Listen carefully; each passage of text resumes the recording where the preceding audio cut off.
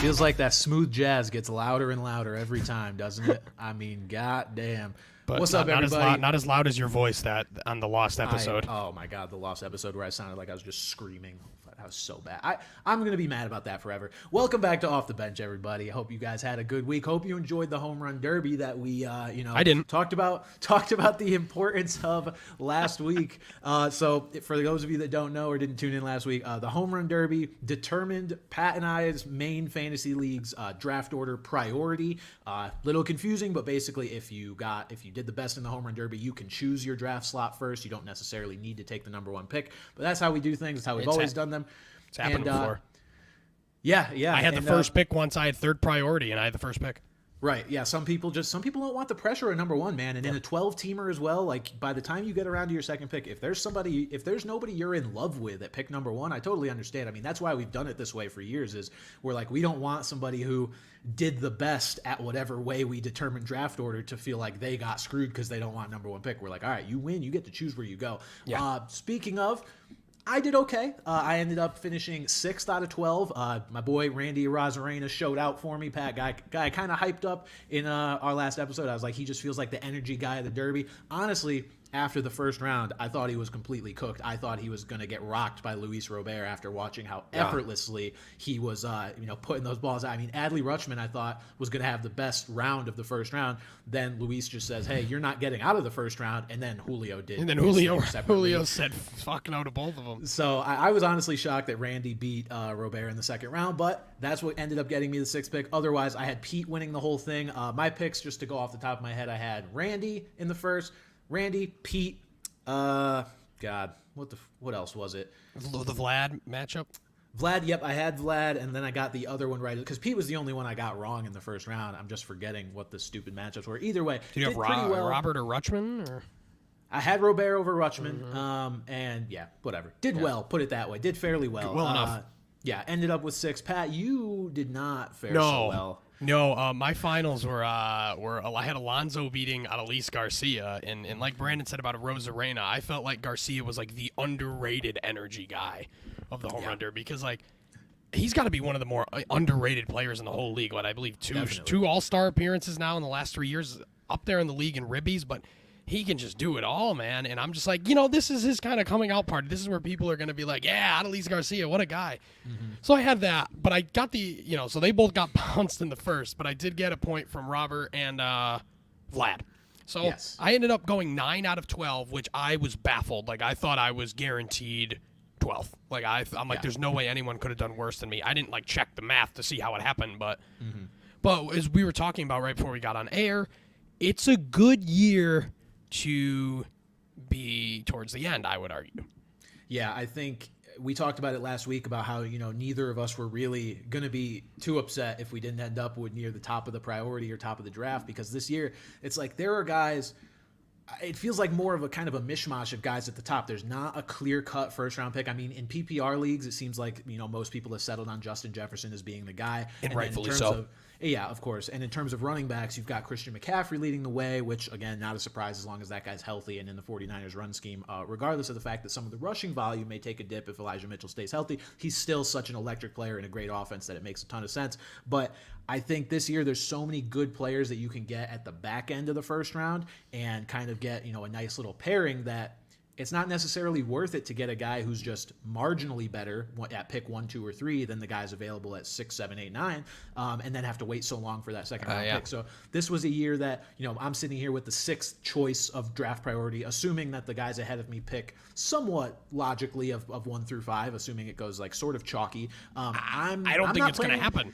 It probably, I don't think honestly, it's going to happen. Not. I'll be curious to see if other people in our league are thinking the same way, where it's like there's so much value to be had with a mid to late pick. I have 9th priority, and I wouldn't be shocked if I had a top 5 pick. Yeah.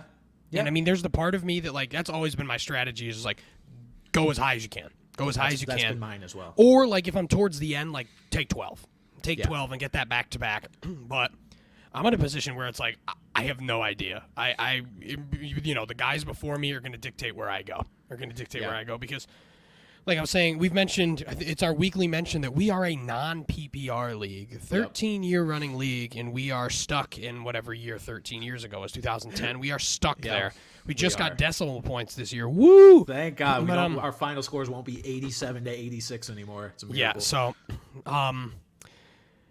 but yeah, so running backs are still going to get prioritized, even though you look at these you look at some of this underdog stuff. You see Jefferson, you see Chase, Kupp, McCaffrey, Kelsey's really high. I think running backs are going to fly at the beginning. So, like, if you're picking 7, 8, 9, you can get really good value from wide receiver. You could get Travis Kelce. You could get, and there will still be some running backs there, assuming, some of the wide receivers go. So, like, I feel like you can win anywhere in the draft. Even if you're at 1 or 2, you can still get it.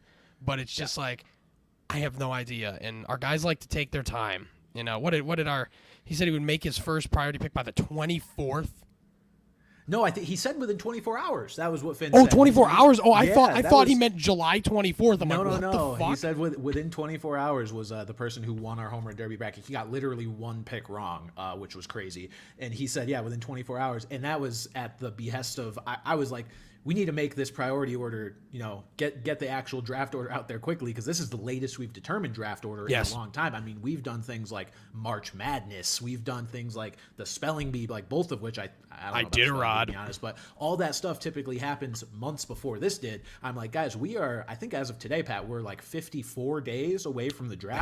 I think I saw that today. Having a good, month to mock from your spot is typically what we've aimed for, at least. And I'm like, we got to get this, chop here. But, so, like I said, the way I've seen it is like I'm prepared for everything. Like, especially with the number of leagues I'm going to be in, is that I'm sure I'm going to be picking from literally 1 through 12. So it's like you got to know who you like and who you don't like, regardless of. Yeah, with us being non-PPR and it being so running back focused, and honestly, Pat, non-PPR is just so touchdown focused. Getting those running backs who are going to have the most opportunities for those is very, very key. I've mentioned it on a prior show, but in non-PPR, the top 5 overall scorers, not quarterbacks, obviously, top 5 overall scorers were still running backs. There's no sight of Jefferson, no sight of any receivers or even Kelsey in standard leagues in the top 5 overall scorers. So running backs are important. I just want to get to a point where I can get 2 guys, be it, Saquon and Tony Pollard, who you love, or Saquon and Ramondre Stevenson. That's my wet dream combo there, Saquon and Pollard. Yeah, some combination of those 2 guys in the first 2 rounds I think would be huge, because once you get beyond that, say I take pick 6, Pat, and knowing how running backs fly off the board, I could get, Nick Chubb or something at number 6. By the time it comes back around to me, I'm probably going to be picking between Breece Hall, Najee Harris, Jahmyr Gibbs, if I want a running back at that point. And yes, I'm sure I could take a good receiver who ended up falling through the cracks or whatever, but then I'm going to be risky. I'm going to do the same thing I did last year where, guys, I don't know if you've heard, I ended up with Chase Edmonds as my RB2 last year because I kept getting poached. So I don't want that to happen again. You punted RB a little too hard. I really, the way the board fell, I had no choice, because the guys that I kept wanting to take, they just got taken several picks before me. I mean, I wanted to take Ramondre Stevenson last year I want to say it was the 4th round, and he got taken. I wanted to take A.J. Dillon, who didn't have a very good second half of the year anyway. I would know. I traded you for him, but he was a guy who I wanted and had a good start to the year, and he got poached from me as well. So it was just...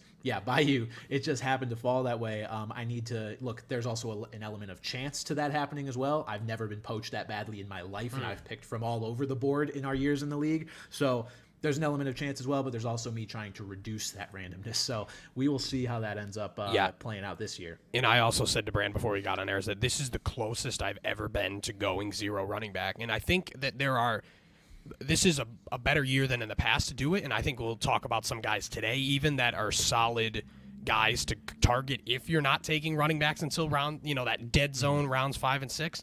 So, we'll get into that a little bit later, though. You got to let the board come to you. That's kind of number 1 rule of fantasy. Don't force things. I mean, look, if you have a guy or 2 that you desperately want, yes, reach for them, whatever.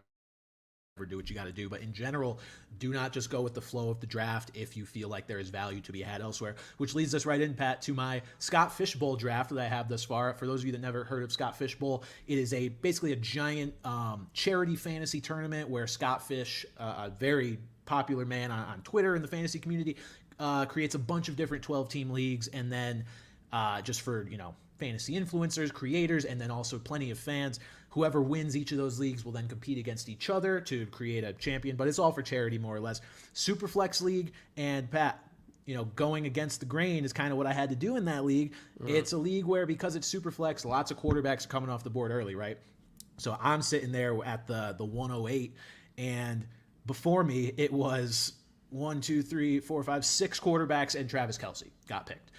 No running backs, no receivers. I said, okay, I'm not going to take Justin Herbert. I'm not going to take Trevor Lawrence. I took Justin Jefferson. I didn't end up getting a quarterback till the 4th round. But this team overall, Pat, you tell me how it sounds. I think it sounds pretty good. Justin Jefferson with the first pick, Saquon, Amon-Ra St. Brown, Aaron Rodgers, Chris Olave, Dallas Goedert, and DeAndre Swift. So I did cave in the 4th round to get Aaron Rodgers, to get a quarterback on the squad.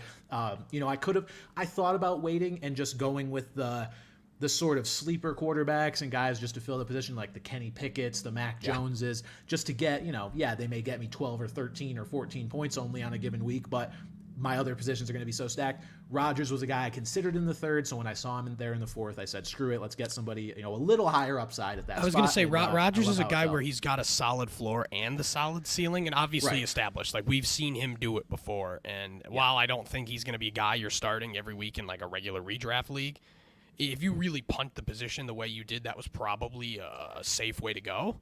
Yeah. But again, you're loaded elsewhere. Getting the number 1 PPR non-quarterback is and then Saquon, a top 5 running back, and St. Brown, who's a PPR darling. That's about as solid as you can get in that situation, in the situation you put yourself in.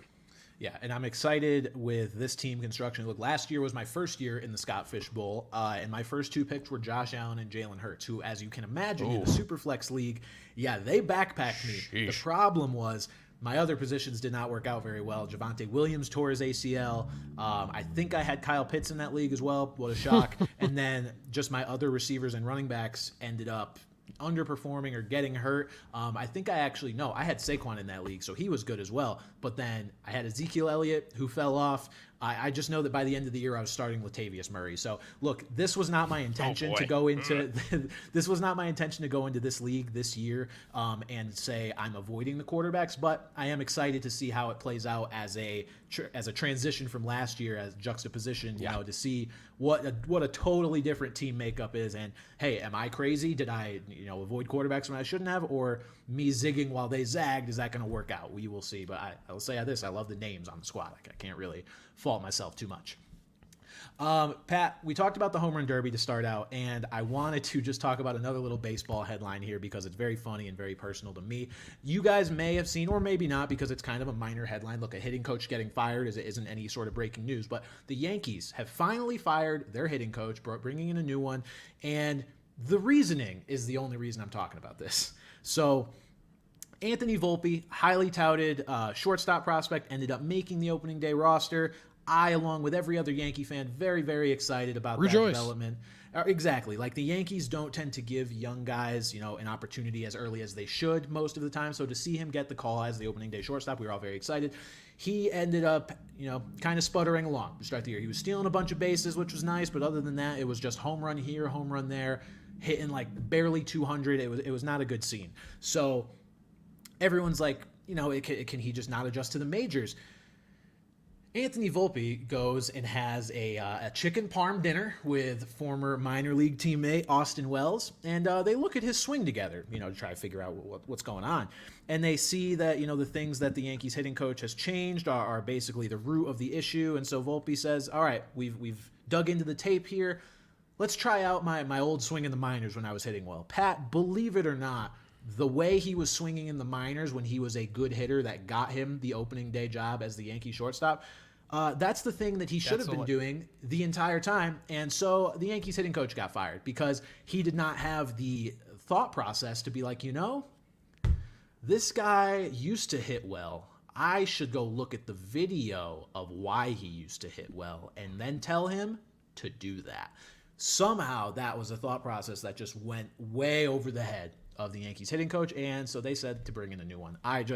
The chicken parm incident of 2023 will not be forgotten. I saw a picture last night where it was like Yankees new hitting coach, and it was like a stock Yankee thing with a chicken parm with a Yankee hat on. So that First time in 25 years they've made an in-season coaching change of any kind, which is remarkable and just shows how stuck in their ways this franchise truly is. And it's Sean Casey. They got a name for for the new hitting coach, but tough look. You got to bring stuff out of Josh Donaldson and Isaiah kind of for Lefa and stuff like that. Like at the same time, though, get him out of here. It's like.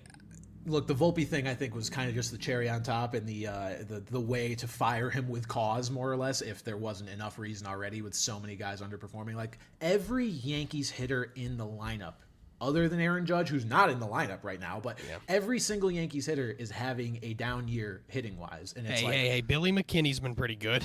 Oh my God, Billy McKinney, and Jake Bowers. I don't know what their actual numbers are. I just know those are the two names I've seen arguably the most this year, more than Giancarlo Stanton and Anthony Rizzo, if that tells you anything. So yeah, a lot of the Yankees players just underperforming. Josh Donaldson's hitting like 150. He just happens to run ass backwards into a homer every once in a while, and apparently that keeps him in the lineup. I don't know.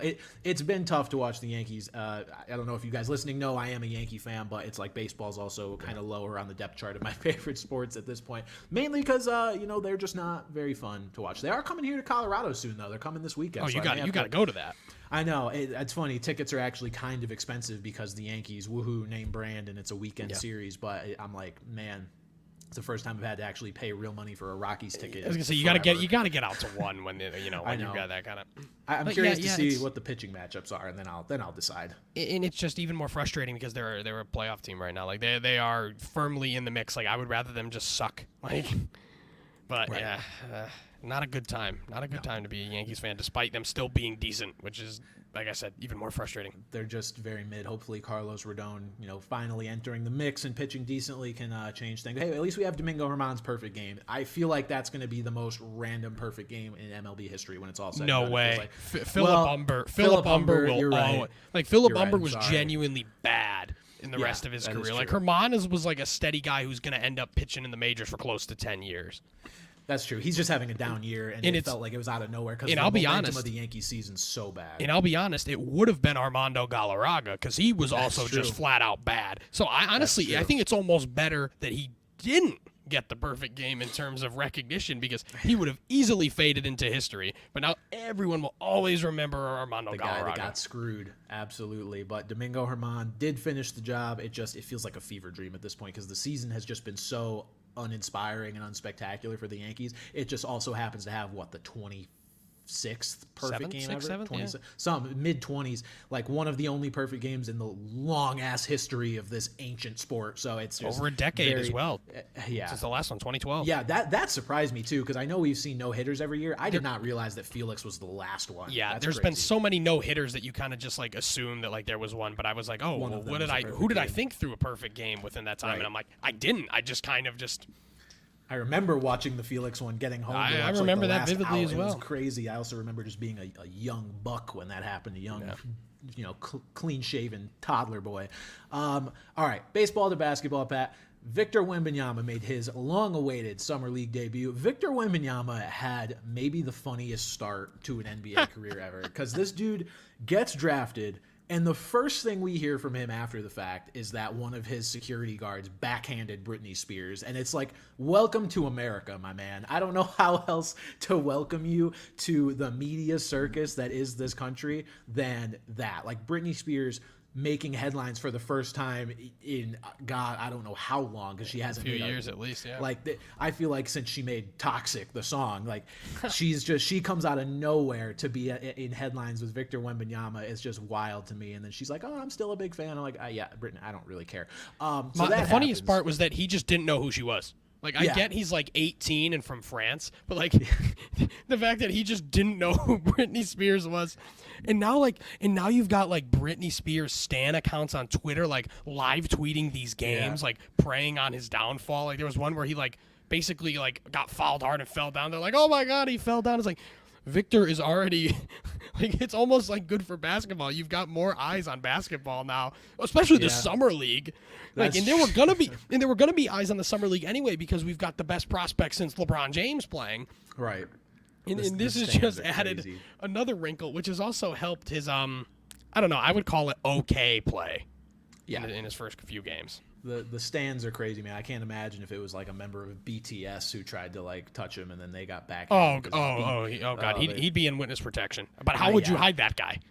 I don't know, but they're doing a good job of trying because they shut him down for the rest of Summer League. So we'll go over his first 2 games. He had a terrible debut that I feel like everybody just overreacted to. Oh, absolutely. I feel like it was almost done in jest, all the people saying he was a bust, all this stuff. Of course. Then he didn't help his case after the game, saying, like, I didn't really know what I was doing. I thought that was funny. I was like, that if you had not said that, then we would have all just understood, like, oh, whatever, nerves. And then it's like that piles on. It's like, oh, is he actually bad? But we also know he's probably not. It's just very weird. There's definitely a lot of rust he needs to shake off, but I think at the same time, we're watching a potential top 10 defender all time.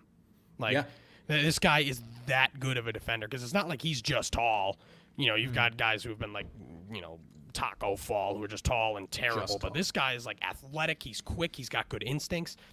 I think he just needs to, get the ball out of his hands a little more. He loves to dribble. He loves to put it through the legs and all that shit. But I do think he's going to benefit better from NBA spacing. Like these guys that are actually, firmly in the NBA, that's what they know how to do is space. These kids in the Summer League are all just kind of trying to score the ball just so. I do think he will honestly benefit more from regular season action. Yeah, I'm not worried. Absolutely. I'm not worried about him. No, I'm not worried either. I mean, he followed up that terrible debut with a 27-12 game on like 9 of 13 shooting to be like, yeah, this is who I am. I know it's Summer League, but the numbers will be there. I'm not worried about Victor Wembanyama. He's probably going to be runaway Rookie of the Year unless Chet Holmgren has something to say about it. It's freaking also fellow lanky man, both noodle-looking dudes. It'll be a race between those two at the very least. And I'm just not worried about Victor. I just think it's a very funny way to start out his career. Interesting that they're shutting him down for the rest of Summer League because I don't know what the reasoning is. I mean, maybe you just have seen enough and you don't see a reason to risk injury anymore because, I mean, Chet Holmgren, as we know, we just mentioned him, it wasn't Summer League, but you can get injured in these games prior to the actual start of the season. They want to make sure they have this guy.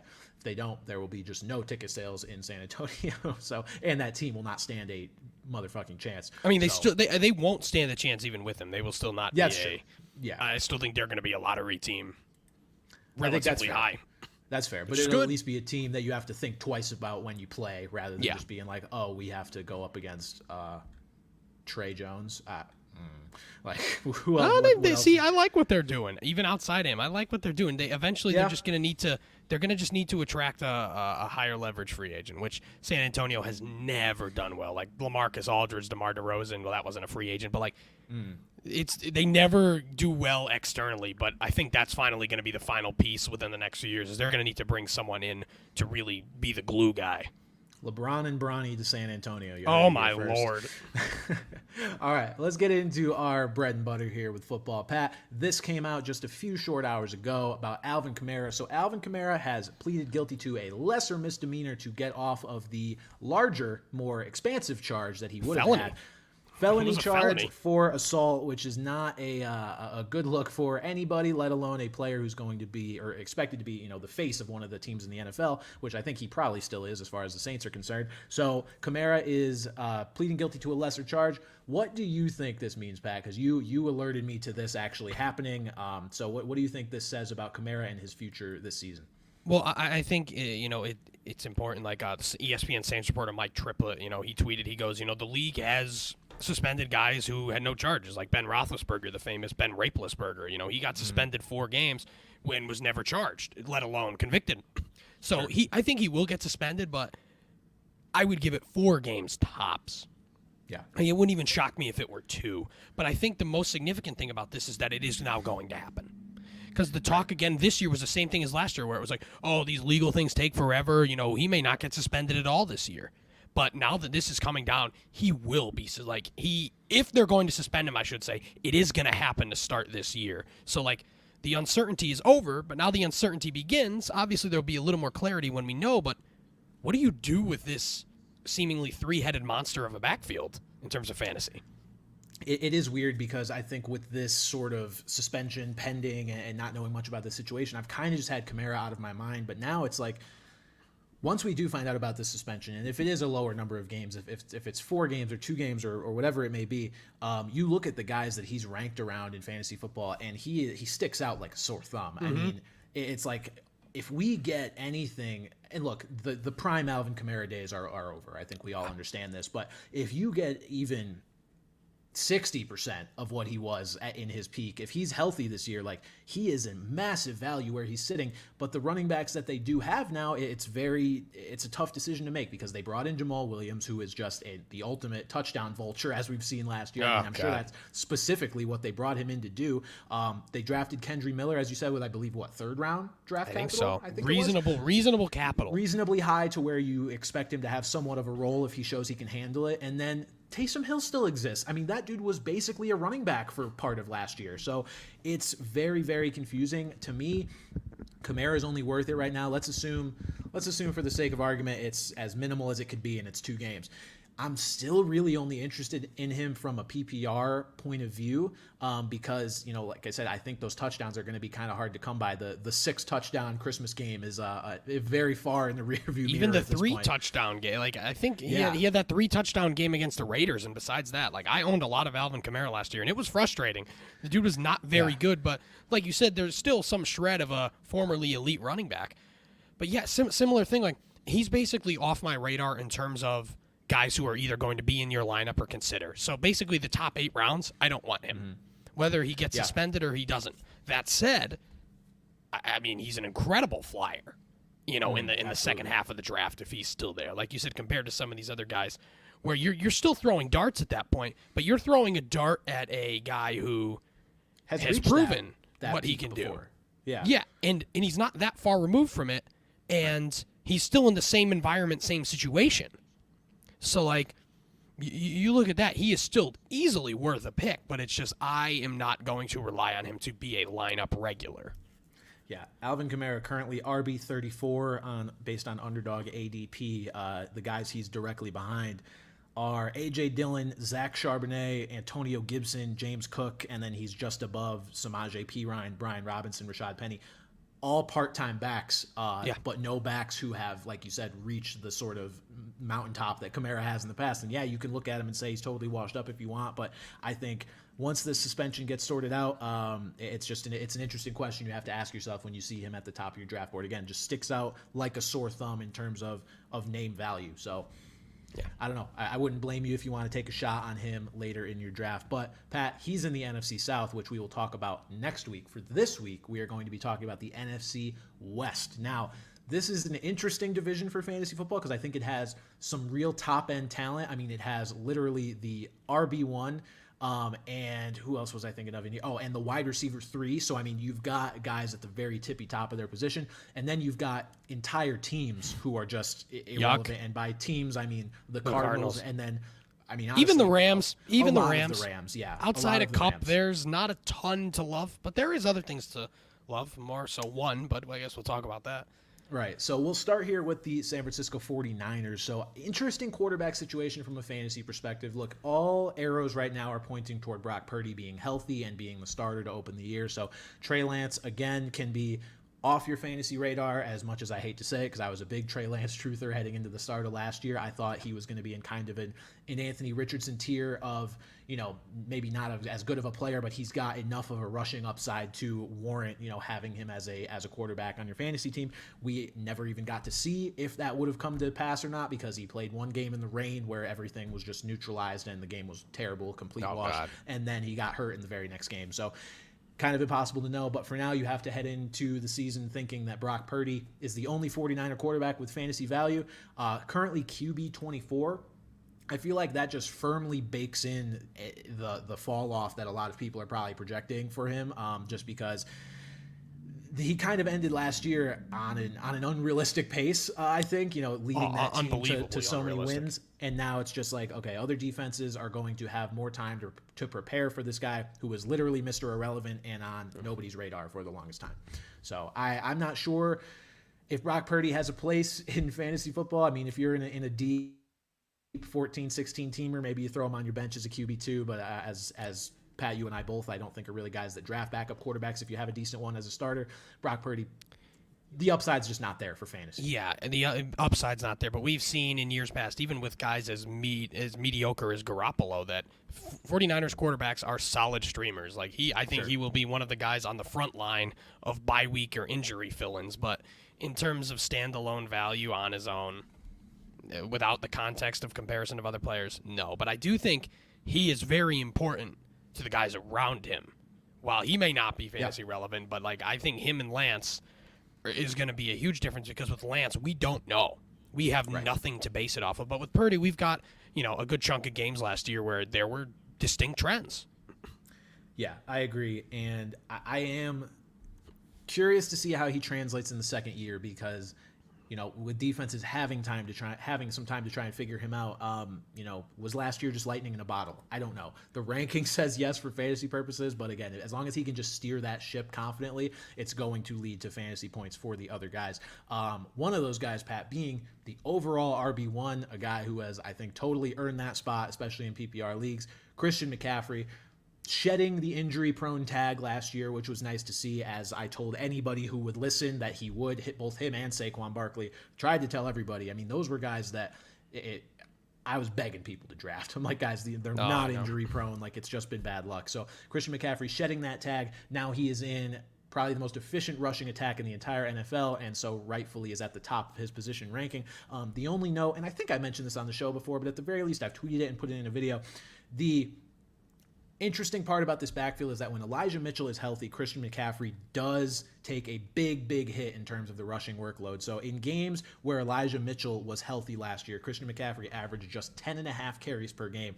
But the target floor was there. I believe he was around 6, 7, 8 targets or something per game, several receptions. And he's going to be so efficient with those, 10, 11, 12 carries per game as well, that I'm really not worried about it. And again, in PPR leagues, still totally earns that top spot. But just something to keep in mind, that if you are looking for a guy who's going to get 20 plus touches on a consistent basis, maybe it's not McCaffrey, but you are, again, just banking on the value of the touches he does get. Yeah, I honestly don't think it necessarily hurts McCaffrey more so. I think it just more so helps Elijah Mitchell's case. Absolutely. Is that I think this is going to be a legitimate backfield where there are two fantasy relevant running backs, guys that you could start. I mean, Mitchell's going to be more on the back end of it. I alluded to guys to take if you're going 0 RB, and I think Mitchell is, the epitome of that. We're talking about a guy who's going to get, probably 10 touches, which isn't great, but in such an offense that flows so well and runs the ball so much,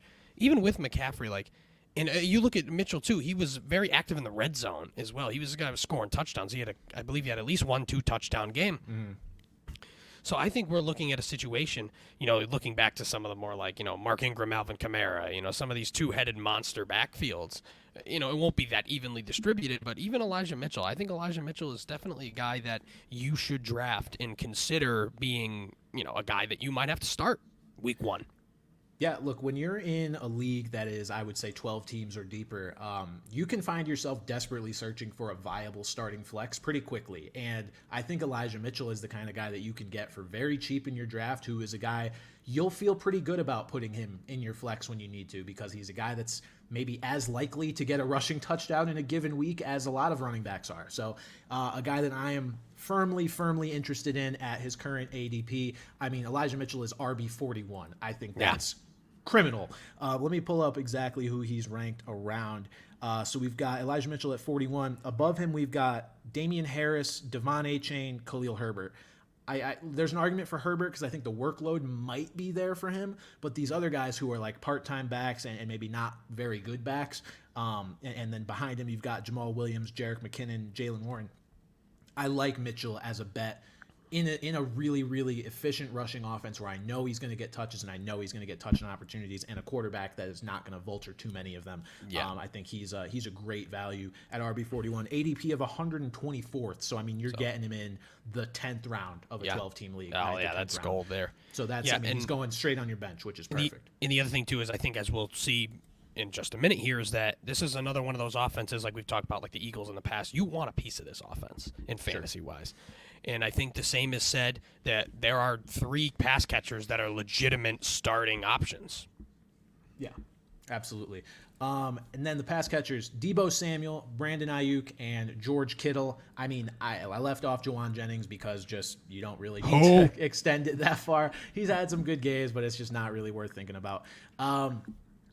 Deebo Samuel's a guy at wide receiver 18 that I find interesting. He's a really dynamic playmaker, but I do worry about people kind of chasing the dragon of that big season he had. And I understand if people were really chasing it that hard, then he'd be a lot higher than wide receiver 18, because I think he was the wide receiver 3 that year. But I think right now, Brandon Aiyuk is the best value in this receiving core to me. And absolutely, Ayuk's a guy who Also, is such a weird trajectory. He's leaving me. Such a weird trajectory where, Aiyuk in his rookie year looked great. He looked fantastic. And he was a guy that looked like he was going to be a piece of the future. And then you come to a second year where I have not seen a guy in the doghouse the way Brandon Aiyuk was, right. in year 2. And then last year it was like, okay, he's out of the doghouse. It was slow to get there, but by the end of the year, he was a guy that you wanted in your lineup every week, and I think it's going to be the same way this year, just because I think that he's got a little bit of a better floor. And like you said about Deebo, I think people just kind of remember that one year, but he was basically a running back. And, he may get 0 carries this year. Not 0, but close to 0 carries. Like, it is not going to be a meaningful part of his game and his value. So, value-wise, give me Brandon Aiyuk over Deebo easily. Yeah, I mean, wide receiver 28 ranked around guys like Christian Kirk, DJ Moore, Chris Godwin. Deontay Johnson's interesting, but then that's pretty good. Honestly, I like all of I like all those guys. Yeah, it's not a bad tier of receivers, which again further cements me wanting to go running back kind of early, because I think the receiver talent is there's a good amount of it pretty late. Brandon Aiyuk maybe spearheading that. George Kittle, Pat, is a guy we honestly talked at length about. Honestly, I don't already. I was thinking about that. I don't remember how he came up last. I think we were like comparing Waller or like and Goddard. Yeah. It was Dallas Goddard. We were comparing George Kittle to, because Goddard was more of the safe, whereas Kittle was more of the boom bust type of receiver. And I think nothing's changed since we had that conversation. Oh, sure. Think Kittle is that guy. As tight end 4, I get it. I mean, there's Kelsey, Andrews, and Hawkinson with just extremely bankable week-to-week value as long as they're healthy, and then you get to guys who it's more of a question mark. Kittle does not have bankable week-to-week volume, but he is as high upside of a tight end as I think he can, though. I think he can get so? there. You saw it with Purdy last year. Like, he was the guy that benefited the most from Brock Purdy being under center. And again, it's going to be a question of health, like it is with a lot of these 49ers. If he stays healthy, I think obviously Travis Kelce's in a tier of his own, but I think this is a guy who can creep his way back into that second tier with Andrews, with Hawkinson, and those guys. Like I've kind of talked about it a lot, where it's like, I don't want to go high on tight end because I think you can get value later, but Kittle is probably the highest guy that I am like seriously considering taking at this point. Kittle's a guy that I love rooting for, and I love the talent so much that it's like sometimes you have these players that are super talented, and eventually one of the years is just kind of their year, right? And maybe it happens for George Kittle this year. I don't know. It's like with Stephon Diggs. I remember the year he didn't score very many touchdowns, and then it was like, okay, nobody's really thinking about Diggs. Then the touchdown regression kind of, boosted him up a little bit. Okay, that was Diggs' year. These super talented players, sometimes it just takes a minute for this to have the season where it all clicks and they're consistent and they're a guy that can carry your team. Maybe that's what Kittle is. I haven't seen enough to consider him that. He's not really on my draft radar, but he's a guy, again, I love the talent, so I understand if you want to go that route. The Seattle Seahawks, Pat, I think Geno Smith has been one of the most talked about quarterback values. He still sits at QB 15. Do you still think he's kind of the diamond in the rough here of this little tier of quarterbacks? I'm scared. Scared? Geno scares the hell out of me. And I'm starting to be with you. Just because. Oh yeah, boo. Yeah. No, Geno just scares me because, this was a player who just did nothing in New York for a long time, and then was just a backup, and then kind of pops up out of nowhere, and plays really. I mean, he played great. Like, he was a Pro Bowler, great. One of the greater stories for a quarterback in the last few years. But I just am worried that he may not sustain it. And like I said, I think it has a ripple effect on the whole team, where it's like kind of making me scared of most of this, because you look at Drew Lock as the other option where it's like super scary. But in terms of fantasy wise, you're taking this guy as a QB2 in like a 2-guy league. That's fine. We saw what he can do. We saw what the upside was, and that's all well and good, but I am just scared about the floor, which, as we know, is the center of the earth.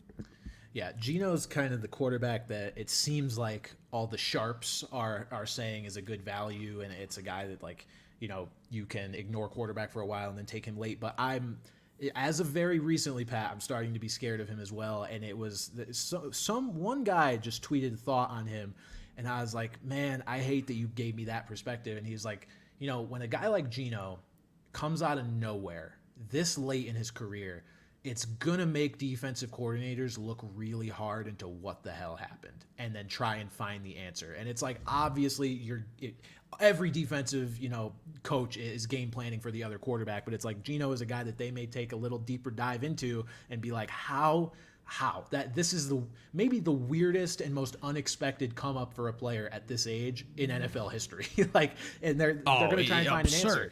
And I find it hard to believe that they won't find some sort of answer. I'm not a guy who's going to dive into the film and figure out what his weaknesses are and all that. I'll leave that to the experts. But I think they may find something. And entrusting my entire QB room in fantasy to Geno Smith is just a dicey proposition. See, the guys that are saying that you could ignore it and go with him, no way. Yeah, I would need another guy there with him.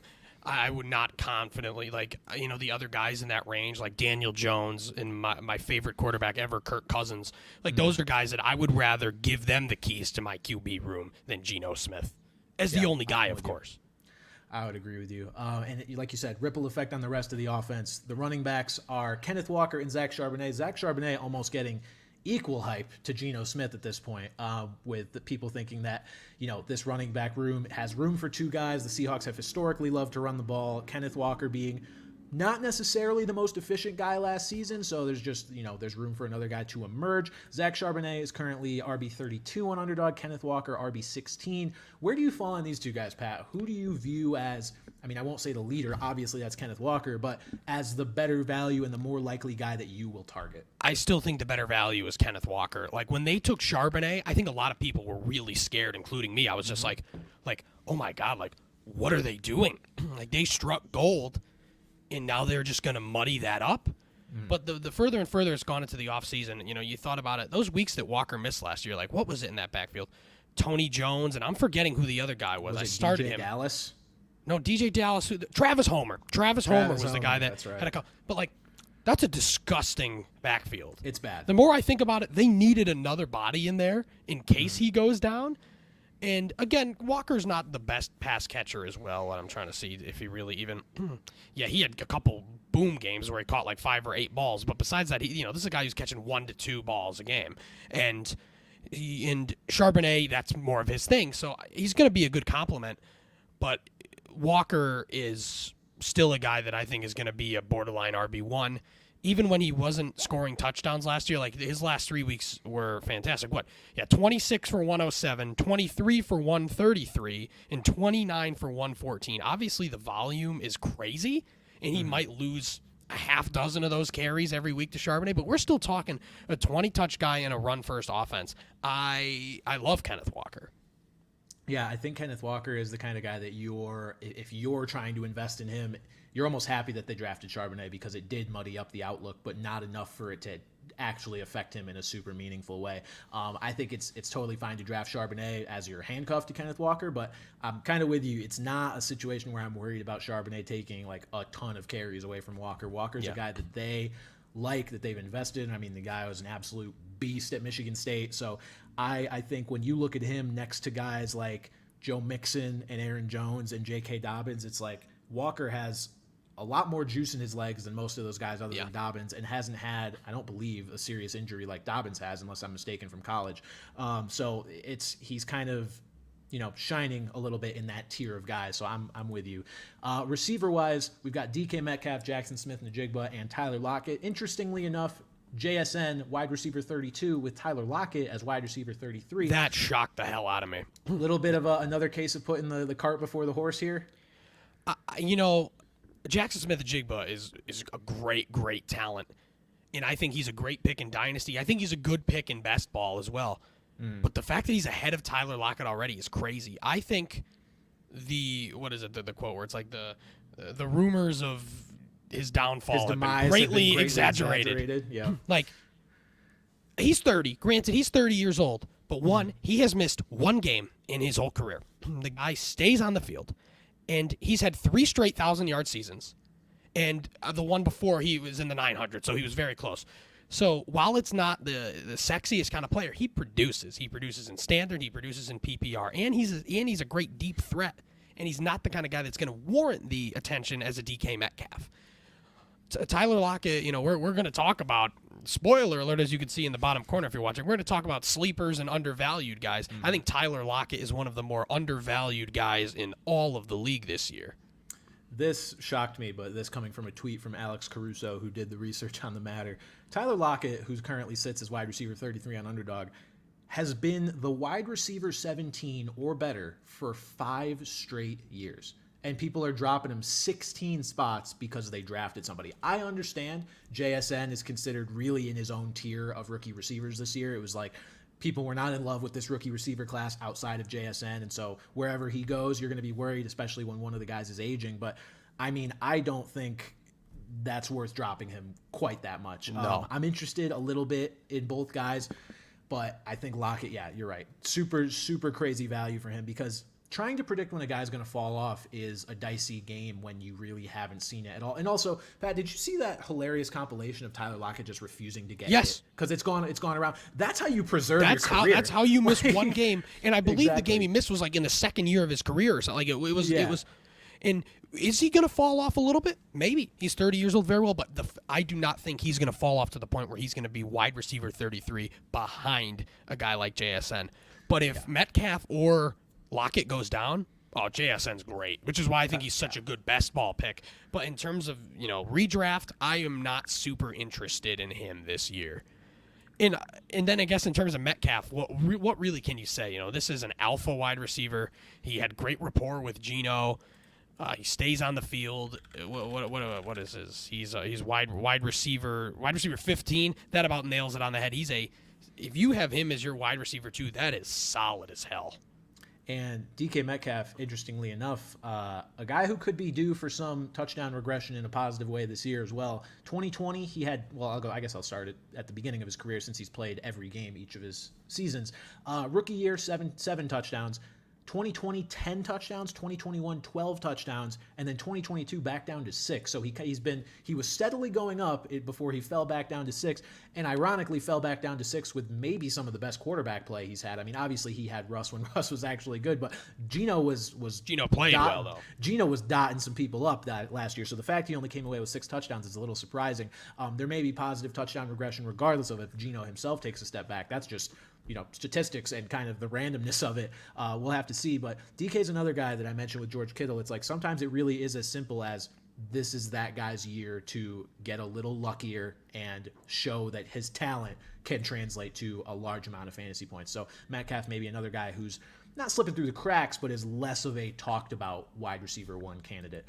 Tight end, Pat, nothing really to speak of here. We got Noah Fant, tight end 32. He exists. I don't care. Don't bother. The LA Rams, we've got Matthew Stafford, QB 20. I don't care. I care a little. I think this is not a guy that you're going to, again, entrust your quarterback position to because it's just very nerve-wracking to do so. But I think people forget that Matthew Stafford really was an injury Iron Man up until this point. It's like he got one injury and they're writing him off. I understand the severity of the injury. I think it's the severity, yeah. It's the severity, 100%. Look, spinal cord injury is a terrifying thing to read. But if he's fully healthy right now, he's ready to start the year. I mean, I don't have a reason to believe that he's going to be a shell of his former self unless there's something we don't know. Interestingly enough, not to speak out of both sides of my mouth, but hearing that they were aggressively trying to trade him, a report came out the other day.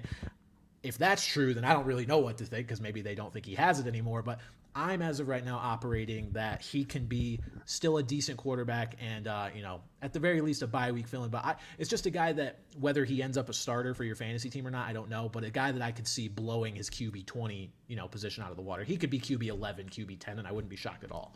It's not at the point where I'm actively concerned about his weapons, whatever weapons he has, but it's basically taking him off my radar because, again, 35 years old in a very, very severe injury that threatened his career, and he didn't look good before then. Maybe the injury was kind of affecting that, but he didn't look good last year. And the Rams are a weird team where it's like, I think their ceiling is like last wild card, but then their floor is top 10 worst pick team that in the they league. don't have, a Yeah, pick that worst they team in don't the even league other than the have. Cardinals.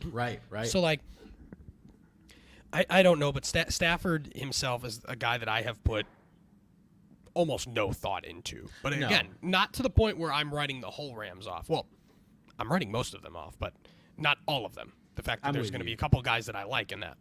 Yeah, I mean, I'm not trying to big brain myself and be like, oh, I'm going to wait on quarterback and then get Matthew Stafford because I think he's going to go back to what he used to do. Just a dose of reality that, look, this guy was a really good fantasy quarterback for a long time. And, yeah, maybe one injury is going to end it all, but I just am not ready to write him off completely yet. He's not old enough. This team is not going full tank mode for better or for worse. So I think there may still be something left, and I would not be surprised if he sheds the QB20 tag pretty easily, but still may not earn him a spot in your lineup week to week. This backfield, Pat, at the end of the day is going to look the same as it did last year. They ended up, reconciling with Cam Akers, and they brought back Sony Michel as of recently. Cam Akers, RB21, Sony Michel, RB100. Whatever the other backs are, Kieran Williams and Zach Evans, I believe, they both have underdog ADPs higher than Michel, but the Rams depth chart suggests Michel is going to be second, and that's, I feel like, probably the case. Either way, you're probably not investing in the backup running back on the Rams, so who cares? Yeah. It's just a matter of if you want to handcuff, I guess. It is unbelievably telling because I remember when we started, when our first few shows, we were talking about teams that were going to draft running backs, and it was Rams. And then they didn't. Yeah. And then they didn't bring in anyone worthwhile in the offseason, which is incredibly telling that Cam Akers is going to be a legitimate workhorse back in a Sean McVay offense. Granted, one that was not good last year, but like you said, Stafford could be decent, and Kupp will be healthy. That offense should be better. And we're talking about a workhorse running back in that kind of thing. And what a renaissance. Like, this was a guy who was cut, basically. Like, they're talking about the trade deadline. They're going to cut him. And they go from that to being like, not only are we going to cut you, we are going to run the offense through you. Yeah. He had 19 or more carries in the last 3 weeks, and he produced 19 for 123, 23 for 118, and 3 touchdowns. That was the Christmas Day game, the massacre, and then 21 for 104. Like, he not only was he getting the touches, he was making do of them. It wasn't like a case of like, oh, this guy was, just a thing of volume. No, like, he was getting it done. And I believe RB21, low-end RB2, I think that is phenomenal value for Cam Akers. Yeah. I mean, he's now on a team with no reasonable competition in the backfield and that is sort of devoid of weapons other than Cooper Kupp. I mean, there's no spectacular talent here anywhere else. Robert Woods is gone. Odell Beckham Jr. is long gone. Like, this is potentially the Cam Akers show outside of Cooper Kupp. And if you think the Rams offense can bounce back to any semblance of what it was in the Super Bowl year, I mean, even 75% of it, then there's going to be a lot of touchdown opportunity here for Cam Akers. And again, at RB21, that is insane value. I totally agree. I think he's a guy that a lot of people wrote off maybe a little bit too early. Pat, Cooper Kupp, though, the star of the show, the star of this team. I think, look, wide receiver 3 shows that a lot of people agree he's got plenty left in the tank. Yep. I think he's got at least 1 or 2 more elite years ahead of him. Regardless of if Stafford even stays healthy, it really doesn't matter because of how they deploy Cooper Kupp. Obviously, it's better if he stays healthy, but he's just a guy that is going to command so many targets. Like, he's playing alongside Van Jefferson and Ben Skoranek. Great value Cooper Kupp, Ben Skoranek. Like, he's a guy, he's just as safe as they come, especially in a PPR league. I was going to say, he might have the best floor out of anybody in fantasy football. And, I was about to say, I might prefer Tyreek Hill over him. Like, I might put Kupp in my wide receiver 4, but that's more for Hill's ceiling rather than, but like, the joke is that, like, him and Matthew Stafford are like lovers or something, but like Matthew Stafford, that connection has been unbelievable, in the last few years. And if Stafford gets back, and whether or not he's back to form health, he's going to be dumping the ball off to Kupp all the time in the red zone, everywhere. He is I think he's just one of the most reliable guys. And if you're in PPR and he gets drafted 3rd overall, that is very justified. Yeah, 100%. The other receivers, I mean, I'm just not interested, truthfully. Don't I'm just not that into you, Van Jefferson and Ben Skoranek. I'm sorry. Ben Skoranek coming in at a hot wide receiver 152 for a guy who's listed as a starter on an NFL team. That's kind of wild. In Van Jefferson, every year it's like, oh, yeah, Van Jefferson. Oh, Van Jefferson. Even last year, like, he missed some games, and then he comes back, oh, Van Jefferson, Van Jefferson. I picked him up in a bunch of leagues, and he was dropped within the next 2 or 3 weeks. This is a younger guy who has just never lived up to the. Granted, he hasn't had huge hype, but there's always been Van Jefferson. There's always hype. been rumblings, and it just never pays off. So I don't care. I care a little bit about Tyler Higbee just because we've also seen the rapport with Matthew Stafford there as well. And tight end always a tough position. He's going at tight end 15. That's very fair. If you're kind of punting tight end and going at the end and taking 2 guys, I think Tyler Higbee's a very fair guy to take there. But I don't think he's going to be the slam dunk top 10 guy that he was, 2 or 3 years ago. Tyler Higbee, very unexciting talent, but again, they refuse to put much other talent on the Rams, so it's like he's always earmarked for a decent amount. And the fact that Akers doesn't catch the ball a ton too. Higbee is the number 2 target on that offense, which is crazy. And it's going to stay that way most likely. Exactly. Let's go to the best team in this division, Pat. The Let's Arizona go. Cardinals. The Arizona Cardinals, who are just a absolute dumpster fire. Pat, this is how little I care about them. I forgot to put the ADPs next to all their names, so I have it up here on my phone. I was going to say, I wrote them down myself because it was like I saw right before Showtime. I'm like, oh, shit. Kyler Not that Murray, it matters. Not that it matters. There's a couple guys where it matters, I think. Kyler Murray, QB 22, Jeff Driscoll, QB 41, Colt McCoy, QB 50. I mean, I don't know who's going to be starting the year because it's probably not Kyler Murray. But if they're starting for your fantasy team, I need you to get therapy. So we're not even going to talk about the quarterback, really. And I don't think Kyler Murray is a guy that with how bad the supporting cast is going to be, he's worth stashing. Just not to me worth it. So he's a guy worth stashing, in the middle of the year as it gets closer to his possible return. Sure, but you should not draft Kyler Murray in a redraft league. He's not high upside enough, with this injury to burn a bench spot, assuming you have a regular sized bench of like 7 players. Pat, the one guy, we've talked about this guy in the past as well, that is getting egregious amounts of hype because of just the projected workload is James Conner, Keontae Ingram being the only other running back in this backfield. So Conner is currently RB27, Keontae Ingram RB74, so a far cry from where Conner is. I just don't like the talent. I understand the volume is going to be there. I'm not excited about a not very dynamic running back on the worst team in football. You will not convince me to draft James Conner. And we had a comment a few weeks ago saying that we called him uninspiring, and they're like, oh, he survived cancer. He's the most inspiring running back. Take it more literal. We're not talking about that. We're talking about fantasy football. Play. And I think that's the thing. He is just so blasé in terms of the talent and in terms of the injury past, but volume is volume. And if he is going to truly get the volume, there is no threat to him in that backfield. If he stays healthy, he is going to be a solid RB2. And I said it about Elijah Mitchell. I think it's even more so the case with James Conner. If you punt running back, James Conner is one of the perfect guys you can get in that running back dead zone.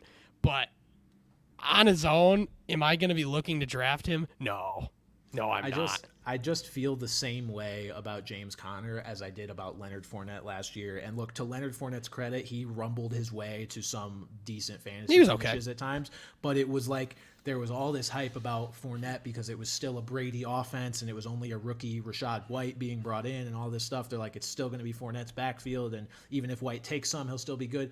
I'm just at a point where I don't buy the talent this late in his career, and I don't think I'm not going to have a good time rooting for James Conner to get more than 2 yards past the line of scrimmage when he's going to do it maybe twice a game. It's not a player I'm interested in. And again, you talked about it before, though, in our non-PPR league, touchdowns are king. And I mean, if they ever get into the red zone, are they going to get over the 50, Pat? That's my concern too, is that they are going to be losing a lot, and he does not have much pass catching upside. Yeah. So again, if you really punt running back, he's a guy that's got a nice floor that low down, but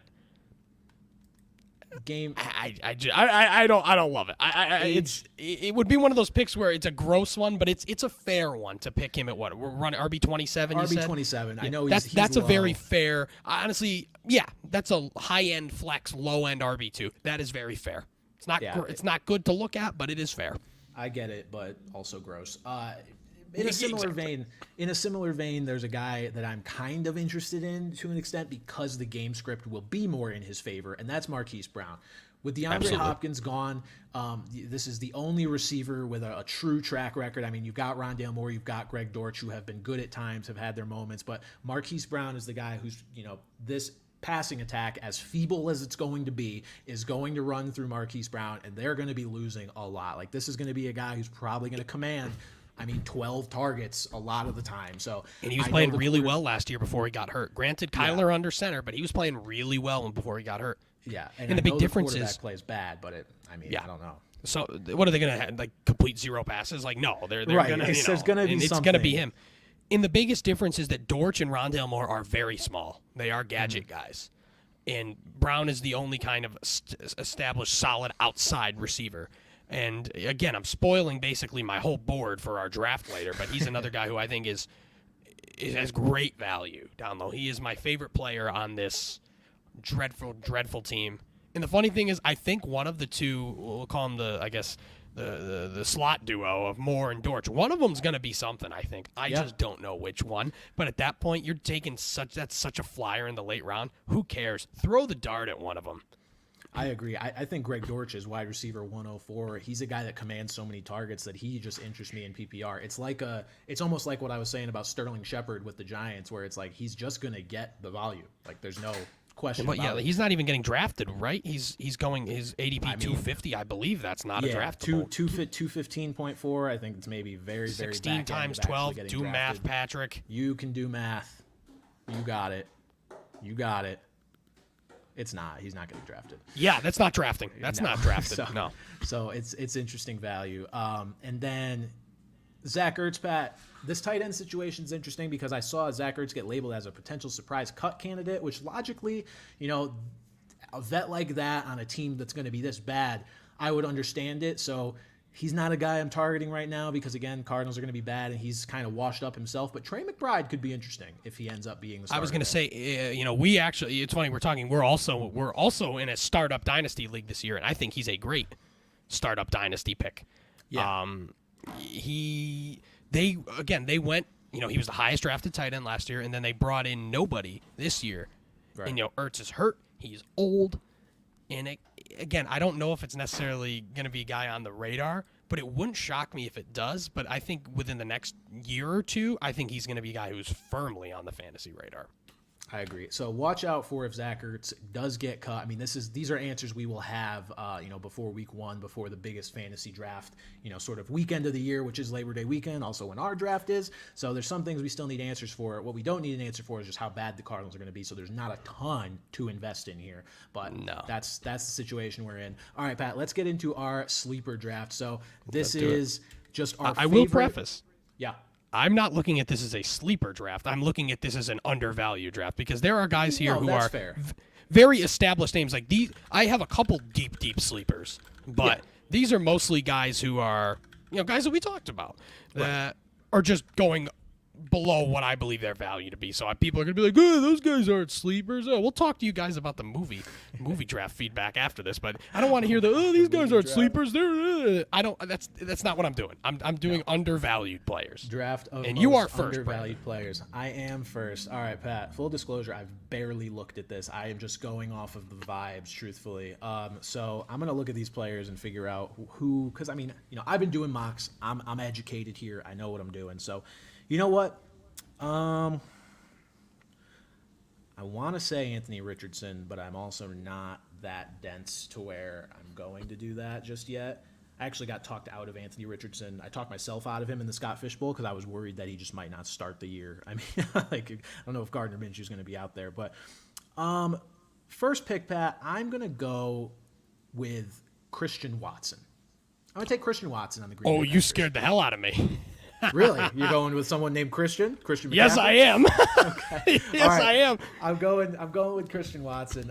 This is a guy that I think there's a lot of question marks around, and rightfully so because of the quarterback change. But I just think there is no other real competition in this wide receiver room. I mean, Romeo Doubs does not concern me. The 2 tight ends they just drafted don't concern me, and he burst onto the scene last year with so many touchdowns and just huge games that I think this is a guy that, as wide receiver 20, he had target numbers that were on par with like some of the elite wide receivers of the NFL, and I don't see that changing. If Jordan Love, look, Aaron Rodgers had a very down year last year. Like, it's not going to take a lot statistically for Jordan Love to match Aaron Rodgers' output. It was, I believe, 26 touchdowns.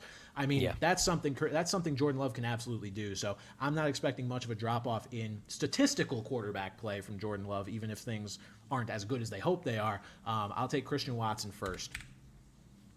Yeah, and I guess I spoiled it, but I will be taking Christian Kirk with my first pick. I am baffled. I am baffled by his ADP. He's going as wide receiver 27 at 49.2. We were talking about a borderline wide receiver 1 last year, and the narrative that Calvin Ridley is going to come in and be the alpha in that offense just baffles me.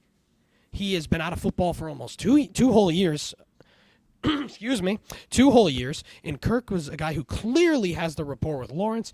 Doug Peterson loves him. They feed him the ball, and I still think he is, and not even just at value. Like, if I have to pick between them at any point in my draft, I am picking Christian Kirk before Calvin Ridley, and this is, again, an offense that's going to be pretty good. Yeah, I totally understand that. I think the Calvin Ridley thing is going to spook a lot of people just because of what we expect him to do, around the red zone and just being that weapon that they really invested in at the deadline. And it's name value. It's a name, yeah. But that name value is the kind of thing that can, suppress the value of other guys like Christian Kirk who actually end up performing. So I like that pick. I'm going to try and go running back here. I want to see. Yeah, I'm going to try to touch all 4 positions here. I don't know if I'm going to do it, but I don't know if I'm going to either. But I'm going to go with.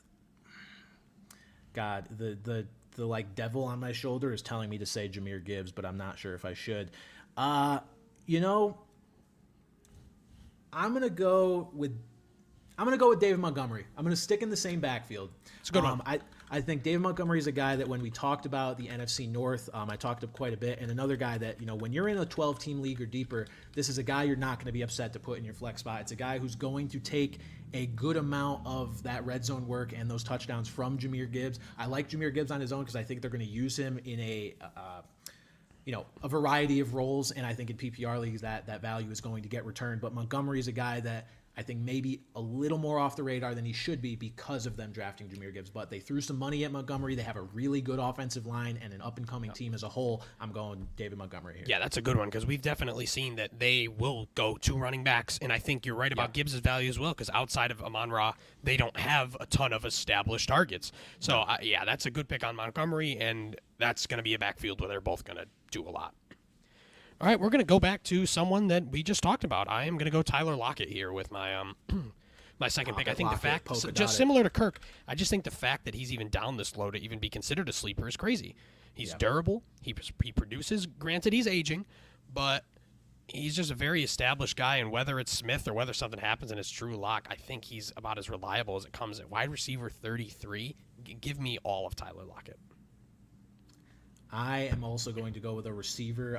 I think he might be right around where Lockett is. So, okay, he's a little bit above Lockett by just 3 spots. Pat, I'm going to go with Deontay Johnson.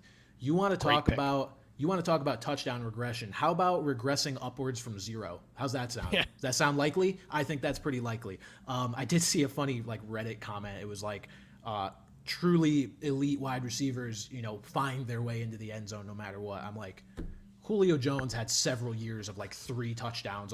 Stop. That's not a Hall of Fame. Yeah, Hall of Famer that couldn't find the end zone. Yeah, I'm going Deontay Johnson. I'm projecting a step forward for basically the entire Steelers offense, and Deontay Johnson being the volume guy there. I mean, look, I've talked up George Pickens. I've gone back and forth now since our AFC North episode of which of the 2 I prefer, but I do love Pickens, but I think Johnson's going to be a guy I was then and I am now firmly team Deontay. And I understand that. I think Johnson's going to smash that wide receiver 30 value. I mean, this is a guy that was pushing for wide receiver 1 status not long ago. Yeah. All right, with my third pick here, I am going to go with Tua Tagovailoa. Okay. He is going at he is QB 10 at 91. I get the injury concern. I think that's just the big thing, is that this man is one hit to the head away from literally being scrambled eggs. But he was electric last year at the beginning of the year with that wide receiver duo, possibly the best wide receiver tandem in the league in a high-flying offense. If he stays healthy, I think he will smash wide receiver 10. I think he will be right up there with Burrow and Herbert and Lawrence as these at the top of the non-rushing echelon. I get the apprehension, and he's still going as a starter as he should, but I think the ceiling is crazy for Tua. Yeah, I mean, when you have those kinds of weapons, I made the joke, like, it could be a jugs machine throwing to those guys. And if you could get fantasy points from the jugs machine, it's probably gonna be startable if it's throwing to Jalen Waddle and Tyreek Hill. So I get that. I want to touch on the tight end position here, but I'm unsure with whom to do it. There's a lot of solid values here. Do I want to go Detroit Lion again? Because I could with our boy Sam Laporta. Your boy. He is my boy. I don't want to really go with another Lion. I feel like that's too much. I'm going to go... All right, I'm going to get a piece of an offense that I'm hoping does not upset me as much as it did last year. I'm going to go with a Denver Bronco, and I'm going to go with Greg Dulcich. I think another one of your boys. Greg the leg with the hair. I mean, he was one of the only bright spots for anybody who was actually still paying attention to the Broncos in the second half of last year. When he came off of IR, he was one of the only guys, sort of producing to a level that you could respect. I mean, Cortland Sutton was a bum. The running backs were bums. Jerry Jeudy had a nice end of the year. Jerry Jeudy, I think, will have a nice season this year, but he's not nearly as undervalued as I think a guy like Greg Dulcich at tight end 13. Sean Payton has a history of making these tight ends work and putting them in positions to succeed. And with the lack of weapons on the rest of that depth chart, there's no Taysom Hill in Denver. So some other guys are going to have to get those kind of Sean Payton creative touches. And I'm not saying Greg Dulcich is going to be playing any quarterback, but just somebody's going to have to get those high-value touches. I think Greg Dulcich is as good a candidate as any, considering Cortland Sutton. My hopes for him are just kind of in the toilet at this point. Dulcich had a really nice target floor at the end of the year last year. I think he'll finish the year as a tight end 1 as well. All right. Well, since you took tight end, I'm not going to go tight end. Running back, receivers, my list of receivers was long, but my list of running backs was not. So I'll go with the guy that we have talked about a lot. I will go Jerick McKinnon. I was just looking at his name. I'm putting together my big board like right now. And I was like, I'm probably going to take McKinnon next. Nope. Good pick. RB 43 at 128 is insane. Even with Isaiah Pacheco. Isaiah Pacheco has standalone value. We saw what Mahomes leaned on McKinnon in terms of pass catching, and that is a role in the Andy Reid offense. There is a early down back and a goal line back, and there is a receiving back. But it's also the point where McKinnon was scoring touchdowns. And it's also at the point where if something happens to Isaiah Pacheco, I think he could become the every down back. Do they do it? No, but he probably could. But with that value and what we've seen in that offense with what he can do in there, going that late is just bonkers to me. Yeah, and I think I think out of all the guys I've listed, I think he's the guy that's going to shoot up boards. Yeah, again, another guy who, these underdog ADPs are accumulations of drafts that have been done since last season ended. So he's a guy that people are still having to react to being re-signed by the Chiefs because it didn't happen all that long ago. We went a few months without him having a home. Now that we know he's back in a place where he's been productive, it will probably go up, but I think he'll be a value no matter when or where that ADP settles. Yeah. Pat, I'm going to finish mine out with a quarterback, and I am going to double up on a team here. I'm going to go with Kenny Pickett. I think Kenny Pickett is the most likely of the quarterbacks in that range to end up a potentially consistent starter. A lot of people think that, there's going to be steps forward taken for George Pickens, for Pat Freiermuth. These are young talents, and then you've got Deontay Johnson, who is a heavily targeted, relatively safe player to target. And somebody has to be throwing them the ball. And it's a case with Tua last year, everyone was like, okay, if you're projecting Tyreek Hill and Jalen Waddle to have big years, that you have to project Tua to have a big year. That's just how that works. Unless he's going to throw, 7 picks a game on top of the touchdowns he's throwing to those two guys. Exactly. Something has to happen. I think Kenny is going to take that second year leap, or even if it's not a leap, at least a jump to be a QB1 level player. So I'm going to go with him. I would not be surprised to see him starting for fantasy teams a few weeks into the season. He's got the rushing upside as well. Yeah, I like that one. As we always do, I will kind of go through some of the bottom of my board here that I'm not. We talked about Elijah Mitchell. We talked about Hollywood Brown. I just like the other guys better. I've mentioned Jahan Dotson a couple of times. I really like his value. Alan Lazard. That's Aaron Rodgers loves him in the red zone. Granted, he's not the top target there, but he is going to catch some touchdowns. And he's wide receiver 51. Great value. And then the one deep sleeper I'm going to mention here is my arch nemesis, Rashid Shaheed. The talent's there. We know that. The talent's there. He's an explosive player. And, Derek Carr can throw the ball deep. That's one of the only things Derek Carr can do. Not to say that it's a sure thing, but if you're going to take a flyer that late, I love taking a flyer on Rashid Shaheed. But I will actually take his teammate, Juwan Johnson, here with my last pick. Really? Very interesting. Not only is he a guy that is a beast in the red zone, I think we've yet to see what he can do outside of the red zone. And Derek Carr loves tight ends. We've seen him bring Darren Waller back from the dead, basically. And I'm not worried about Foster Moreau. I love Foster Moreau, especially, after, beating cancer already. Rooting for the guy, former Raider. I'm rooting hard for the guy. I'm not worried about Foster Moreau because he's been okay when he's filled in. But Juwan Johnson clearly has the upside. He is clearly higher potential. And going that low, I believe tight end 19, tight end 21. Like, this guy's barely a tight end, too. I think he is, at the minimum, a frequent bye-week fill-in. Yeah, I would agree with you completely. I think that depth chart does worry me slightly. I mean, considering Carr has the history with Moreau, but Johnson's a guy, again, you just hope that and assume that talent will prevail, right? He's just a better player than Foster Moreau is. We've seen it. And as long as Taysom Hill's not vulturing too many touches at literally every position on the field, then maybe we can try and predict what the Saints offense is going to do. But I do love Juwan Johnson as a player. All right, Pat's final five. We've got Christian Kirk, Tyler Lockett, Tua Tagovailoa, Jerick McKinnon, and Juwan Johnson. And I've put together Christian Watson, David Montgomery, Deontay Johnson, Greg Dulcich, and Kenny Pickett. These are the 10 greatest sleepers in fantasy football history, or at least that's what I'm going to stand by. I like all five of your guys too. I think we got a good list here. Apparently, as opposed to last week, folks. So we got to address this before we get to the viewer questions here. I didn't even put up a poll as to who won the sports movies draft, Pat, because I knew how heinous it would be. And first of all, you were going to smoke me. I know yeah. Because there was too many people who disagreed with my High School Musical take. I will say I posted a separate poll, though, of is High School Musical a sports movie? And while it did get, I think it was 78% no, maybe 72. Really? I still got 22 to 28% of people to say yes, which I hate referring to myself as this because I think it's so cheesy, but this is the first evil deed I've done as an influencer, because if I can convince this many people that High School Musical is a sports movie, which I do still sort of believe. I mean, if we're going to get technical, then yeah. Exactly. But it's not. I've done my job, so I'm happy with how I played out. You won the draft. You won 2 drafts in a row, so I need to post this one and hope that people like my sleepers better than yours. Yeah, I'll post it anonymously like last time. The thing that got me was just all the comments like, "Oh, you forgot these 13 movies." We forgot it's like, every movie. My brother in Christ, I had 5 picks. I know. Like, I am upset that I omitted Dodgeball. I don't know what I would have replaced it with, because maybe Talladega Nights, but I wanted to go with my NASCAR brethren there. But yeah. Also, there are a lot of these movies that I haven't seen.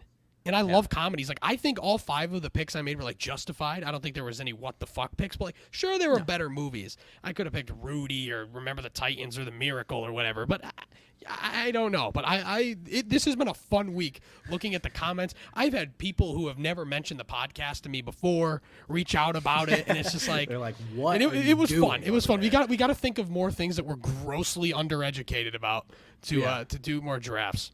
We need to do, like, best types of fish. I don't know if you're a big seafood guy, but that's I don't know for me. So I don't know. We'll think of some goofy stuff. You guys send us recommendations as well, because we could use the help. But we're not movie guys. That much is clear. We will finish out today with our viewer questions as we always do. This question coming from Drew Fain. He says, thoughts on stacking quarterback and wide receiver in redraft? Too much of a risk on one team? ? To me, it depends on the team, obviously. Last year, if you stacked Russell Wilson and Cortland Sutton, you were depressed. And that was something that I almost did. I was so close. I almost did too. Like, if I didn't end up, it was almost an impulse pick of Jalen Hurts in our league last year. Russell Wilson. My quarterback targets were basically Russell Wilson and Trey Lance, neither of whom would have been very fruitful picks. So I took Sutton and I was ready for it, and somebody I don't know if anyone cucked me or if I just kind of was like, wait around and see, and then it didn't happen. But thank God. Yeah. But yeah, you've basically got to know it's like a sure thing. Like, would I stack Joe Burrow and Jamar Chase? Hell yeah. Sure. Would I stack Tua and Tyreek Hill? Hell yeah. Hurts and A.J. Brown? Yes. Mahomes and Kelsey? Kelsey. I mean, yeah, I guess basically. But any of those top quarterbacks, I would absolutely stack them. But when you're kind of getting to the back end of that QB territory, that's when I'm a little more cautious because you're going to have situations like Russell Wilson. Like, am I stacking? Trying to think who's a good low-end quarterback to do this with. I don't even know. I was going to say Kirk Cousins, but you could stack like Dak and CD or something like that. See, that's where I get scared. Yeah, like that's where I'm starting to get a little uneasy about it. Like Aaron Rodgers and Garrett Wilson, like It's like I think that Jets. Wow, I mean, basically Packers offense. I think that Jets offense is going to be pretty good, but it's like again, there's so many moving parts of just having so many new guys on a team that it's not a sure thing, and so taking more than one investment in that team can be risky. In general, I don't think there's anything wrong with it. I mean, most of the stacks you're going to have are stacks that you can be pretty confident in, but I don't think. You just have to look at it case by case. I don't think there's anything inherently wrong with it, but it can be risky. And I also rarely go into drafts thinking I'm gonna stack. Like if I take a wide receiver and then it's like, oh, can I get the quarterback? Like I'll do that, but I am not an inherent stacker. Our friend Dan is the biggest stacker that I've ever seen. So but I don't have that same mindset. To me, stacking, and I mean, I'm sure there's been studies and research done on the numbers, but like stacking isn't something that is overly efficient, I don't think, because it's like the weeks where that team underperforms, they're going to do bad, and the week where that team is really good and you're going to go crazy. But I think it all evens out, if you just take all players from different teams. I think stacking is just, if in non-best ball, of course, is just a matter of it's fun. Like one play can turn your whole week, basically, is how it goes. I mean, let's say you get Jefferson and then settle for goddamn Kirk Cousins as your quarterback. Like, one 75-yard touchdown is a lot of points for your fantasy team. I'll never forget. I think it was Thanksgiving 2020 or something where Deshaun Watson and Will Fuller just literally ate my ass. Like it was like one of the most demoralizing fantasy football games in my entire life. And so if it works, it's great. But then, like you said, if they kind of flop, then you're fucked. Yeah, doing it's fun. It's not necessarily good or bad. It's just, it's if you want to do it or not. And the final question, what's one thing that people put on sandwiches that you never understood? Mayo. I don't get it. Mayo's just goop. It's just sandwich goop. I'm going to get fucking skewered, man. I'm about to get fucking skewered. I used to be really anti-mayo, but mayo has grown on me slowly. I like more like flavored mayo, like aioli. It's the same thing. Like flavored mayos are better, but even regular mayo, I have grown significantly on mayo. Keep that Hellman shit away from me. It's just sandwich goop. There's other things that can make it flavorful and moist. What are you about to say? I'm not looking forward to what you're about to say. I'm about to say cheese. Hey, hang on. Cold cheese. If you are eating like a cold sandwich, like an Italian grinder with like unmelted provolone cheese, that is fucking disgusting. But like obviously like grilled cheeses and Philly cheesesteaks, of course, but like I have never understood the concept of when you're eating a cold, like a turkey sandwich with like American cheese, like hell no. Like, the thought of it just gives me the fucking heebie-jeebies. I don't agree, but I'm more okay with it, because if you were just firmly anti-cheese on sandwiches, I would have been very concerned. Oh no, not. I mean, what is it to you that makes that less appropriate on a sandwich than just a slice of cold deli meat? Because I mean, they have the same texture if you get the right. I don't know. I feel like you're eating. I mean, if you're cold cheese, to me feels like you're eating wax. It feels like I'm eating wax. Well, stop eating Kraft singles. Well, that's my thing. Is that that is my. By far my most controversial food take is that I am very anti-cheese. Oh my god! And even in general, like even some melted, that's like cheese, and I also don't like peanut butter. That's the other one that I get a lot of shit for too. But yeah, exactly. It's a good thing this podcast is about football. It really is, because this would be canceled. We talk for anything other than sports for 5 minutes, and you say some of the most heinous shit I've ever heard in my life. We need to stay on task here. No more viewer questions about anything unmelted else. cheese in general is disgusting, let alone on sandwiches. All right, I'll let that ride, I guess. Pat's fired.